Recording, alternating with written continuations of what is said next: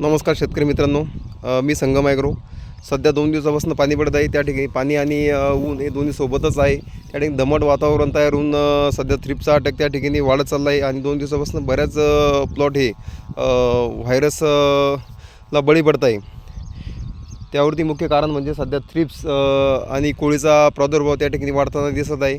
याच्या अगोदर काय बऱ्याचशा शेतकऱ्यांनी फक्त पांढऱ्या माशीसाठी स्प्रे घेतले, थ्रिप्सकडं लक्ष दिलं नाही. पण सध्या 2 दिवसापासून थ्रिप्स वाढत असल्यामुळं त्या ठिकाणी तुमचा प्लॉट हा व्हायरसला बळी पडत आहे. त्यासाठी आपल्याला एक चांगल्या प्रकारचं त्या ठिकाणी आपल्याला थ्रिप्ससाठी आणि कोळीनाशक घेणं जरुरीच आहे, जेणेकरून आपल्या प्लॉटला व्हायरस येणार नाही.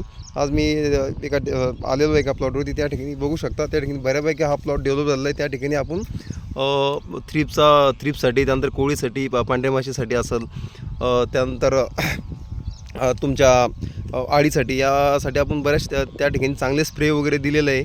आणि सध्या काय होतं, दमट वातावरणामुळे त्या ठिकाणी गळसुद्धा होत आहे. हे बघू शकता तुम्ही. त्या ठिकाणी कळ्या अशा खाली पिवळ्या उंगळत आहे. त्यासाठी आपल्याला कॅल्शियम आणि बोरान त्या ठिकाणी सोडणं जरुरीचं आहे.